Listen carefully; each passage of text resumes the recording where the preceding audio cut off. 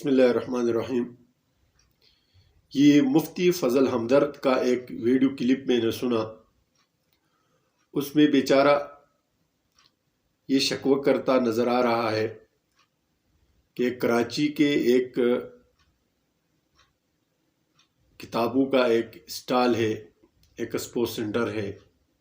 کہتا ہے کہ میں وہاں گیا تو وہاں اہل تشیع کا کوئی کتاب نہیں تھا، اور اس پر وہ بہت نالاں اور افسرد نظر آئے کہ اس طرح نہیں ہونا چاہیے۔ تو میں اس کو بتاتا ہوں، ملک پاکستان ایک خالص راسخ العقیدہ مسلمانوں کا ملک ہے۔ اس میں جہاں دوسرے امور دینیا کا لحاظ اور تحفظ کیا جاتا ہے، وہاں مسلمانوں کے نظریات، عقائد اور اعمال کی نگہداشت بھی کی جاتی ہے۔ اہل تشیع کے کتابوں میں ہوتا کیا ہے؟ اہل تشیع کے کتابوں میں یا تو حضرات صحابہ کرام کو گالیاں ہوتی ہے، سب و شتم ہوتا ہے، تبرہ بازی ہوتی ہے، یا انبیاء کرام علیہم السلام کی ہتک اور ان کے توہین ہوتی ہے، یا اولیاء کرام کی توہین اور ہتک ہوتی ہے، یا اس میں متعہ کی تعلیم ہوتی ہے جو کہ سراسر زنا ہے، گویا کہ زنا کی ترغیب ہوتی ہے۔ جب اس طرح کی لٹریچر عوامی حلقوں میں یا عوامی جگہوں پر بکنا شروع ہو جائیں گے تو اس سے جو آٹومیٹکلی جو اثر ہوتا ہے معاشرے پر، وہ یہ کہ صحابہ کرام کی عظمت اور جلالت شان مسلمانوں کے نظر میں گھٹ جاتی ہے، جو شیعوں کا بنیادی ہدف ہے۔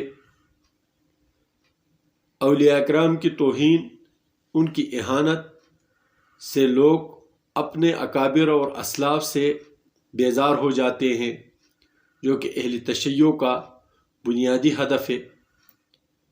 متعہ کی عام ہونے سے زنا عام ہو جاتی ہے، اگرچہ وہ اہل تشیع کے فقہ میں یا اہل تشیع کے نزدیک وہ ایک جائز اور کار ثواب ہے، جیسا کہ انہوں نے اپنی کتابوں میں جا بجا اس بات کا تذکرہ بھی کیا ہے، لیکن مسلمانوں کے عقیدے میں وہ حرام کام ہے، وہ زنا کا ایک ترقی یافتہ نام ہے، جس کو نبی اکرم صلی اللہ علیہ وسلم اور صحابہ کرام نے حرام قرار دیا، اور یہ اس کو ثواب کا کام سمجھتے ہیں۔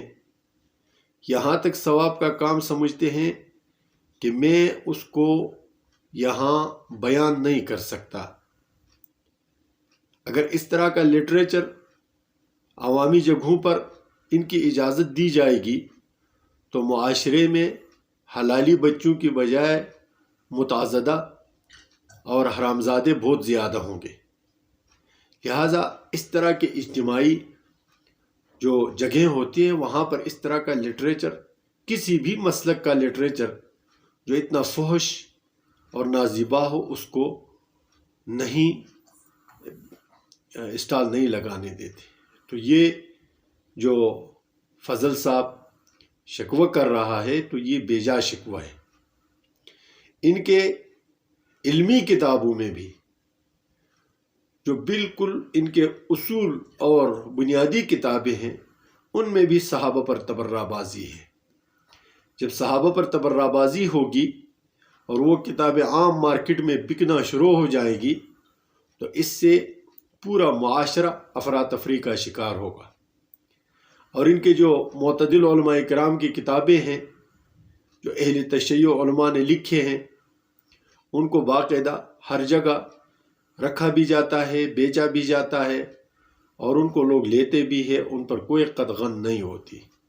لیکن فضل ہمدرد جو کہ ابھی شیعہ بنا ہے، اور وہ چاہتا ہے کہ ان کی جو ساری فحش اور نازیبا اور جو اخلاق سوز جو لٹریچر ہے وہ منظر عام پر آ جائے، پاکستان کا اسلامی ساخت تشخص اس کی اجازت نہیں دیتا۔ اللہ تعالی ہمیں دین کو سمجھ کر اس پر عمل کرنے کی توفیق عنایت فرمائے۔ السلام علیکم ورحمۃ اللہ وبرکاتہ۔